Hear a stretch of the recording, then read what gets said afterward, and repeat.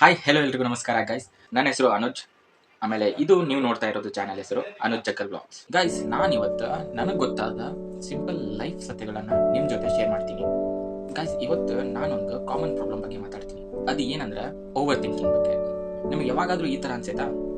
ಅದು ಏನಂದ್ರೆ ಒಂದು ಸಣ್ಣ ವಿಷಯ ಇರುತ್ತೆ, ಅದನ್ನ ತಲೆ ಒಳಗೆ 100 ಸಾರಿ ಯೋಚನೆ ಮಾಡೋದು.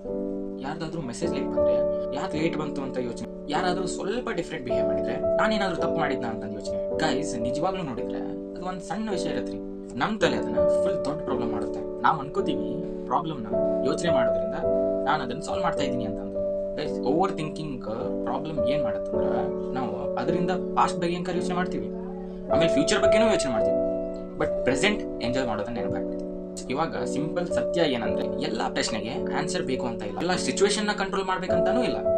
ಕೆಲವು ಸಲ ಏನ್ ಮಾಡ್ಬೇಕಂದ್ರೆ ಅವನ್ನೆಲ್ಲ ಬಿಟ್ಟು ತಲೆನ ಸ್ವಲ್ಪ ರಿಲ್ಯಾಕ್ಸ್ ಮಾಡ್ಬೇಕು. ಓವರ್ ಥಿಂಕಿಂಗ್ ಸ್ಟಾಪ್ ಮಾಡಕ್ಕೆ ಅಂತಂದು ಪರ್ಫೆಕ್ಟ್ ಸೊಲ್ಯೂಷನ್ ಅಂಕರಿಲ್ಲ, ಆದ್ರೆ ಒಂದು ಸಿಂಪಲ್ ಸ್ಟೆಪ್ ಇದೆ.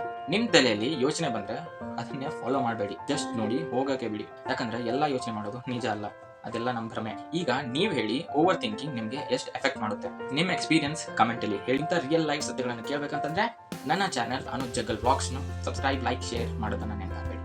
ಆಮೇಲೆ ಇನ್ನೊಂದು ಹೇಳ್ಬೇಕು, ಬೆಲ್ ಐಕನ್ ಬಟನ್ ನ ಪ್ರೆಸ್ ಮಾಡೋದು ನೆನಪಾಗಬೇಡಿ. ನನ್ನ ಎಲ್ಲ ಹೊಸ ವಿಡಿಯೋ ಬಂದ್ರೆ ನಿಮಗೆ ನೋಟಿಫೈ ಆಗುತ್ತೆ ಅಂತ ಹೇಳ್ತಾ ನನ್ನ ಈ ವಿಡಿಯೋನ ಮುಗಿಸ್ತೀನಿ. Thank you very much.